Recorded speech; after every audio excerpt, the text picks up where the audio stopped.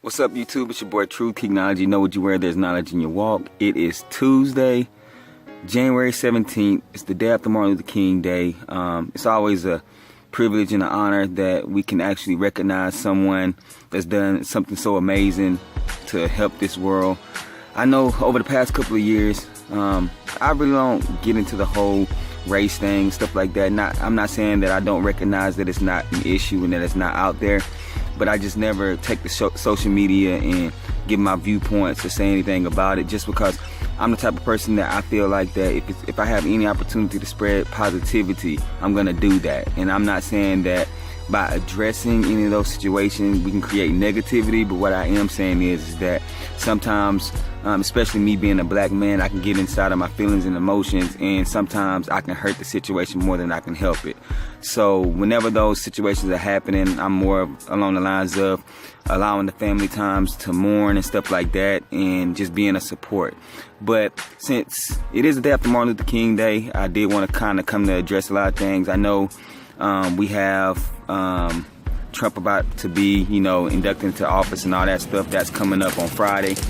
And we just have a lot of different emotions and feelings going around, a lot of things trending on social media.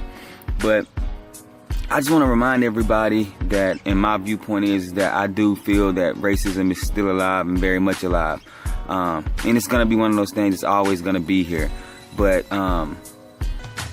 when we talk about change, and this whole time that's Obama's been in office, we've been talking about change. No matter who's in office, we have to implement change within ourselves. And a lot of that starts with our relationship with Christ. And I know I've said it millions of times before and stuff like that, that we have to tune in and key in on the things that's going to strengthen our relationship with Him. And when we strengthen our relationship with Him, that's going to create change within us. And when we go out in our normal and everyday relationships that we have with people, are going to create that change that we need. For our kids, it's going to create those change in their behaviors and lifestyles. It's going to get them to grow up into the men and women of God that they're supposed to be, especially in this world that we live in. We're lacking so much of Christ in this world that when we say change, we feel like that we have to go out and do something physical. But sometimes it starts within. Sometimes it starts mentally, just by saying a prayer and allowing God to work through us in our everyday actions to create that change. So as we start this new journey with Trump, and even though we have so many different emotions about it, my prayer is that we allow God to work. We trust His will, we trust Him.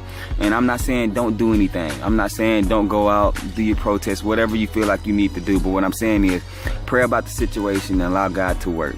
That's all I got for you guys. It's your boy Truth Technology. Know what you wear, there's knowledge in your walk. Look fresh, be blessed. I'm out.